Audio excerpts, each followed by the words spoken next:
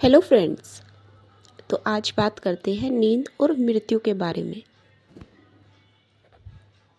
जो कुछ हम जागृत में नहीं कर पाए वह सब मन ही मन में कहीं एकत्रित हो जाता है। सपन में हमारी बुद्धि, हमारी सोचने की शक्ति काम नहीं करती। बुद्धि सो जाती है और मन का साम्राज्य शुरू हो जाता है। जागृत में अगर मन में कोई अच्छा या बुरा ख्याल आ जाए तो आपका दिमाग कहता है कि नहीं नहीं, ऐसा मत सोचो, या इस तरह मत देखो, या यह बुरी बात है, मत सुनो।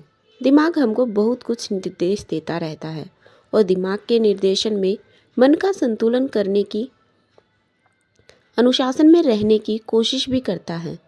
पर यह जो बुद्धि की निगरानी होती है यह स्वप्न में ख़त्म हो जाती है। स्वप्न में दिमाग काम नहीं करता, इसलिए मन पर कोई नियंत्रण भी नहीं रह गया। आपके मन की कल्पनाएं हैं, उनकी निगरानी करने वाली बुद्धि नहीं है।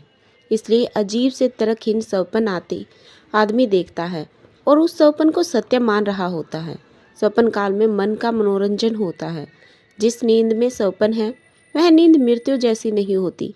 जब हम बोलते हैं कि नींद और मृत्यु एक समान है तो हम उस गहरी नींद की बात कर रहे होते हैं, जिस गहरी नींद में मन भी सो जाता है और चुप हो जाता है।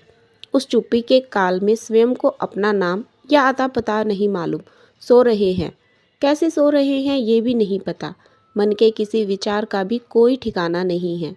गहरी नींद में पड़े हुए आदमी का शरीर इतने बेढंगे से पड़ा होता है कि उसे कोई खबर नहीं। हल्की नींद में तो अगर कान के पास मच्छर गाना गाएगा तो भी आपको पता चल जाएगा कि मच्छर है, उसको हाथ से हटाते हो। कई बार नींद नींद में करवट भी ले लेते हैं, पर जैसे ही गहरी नींद आई वैसे ही घुटना मोड़ना, करवटें, ये सब बंद हो जाता है।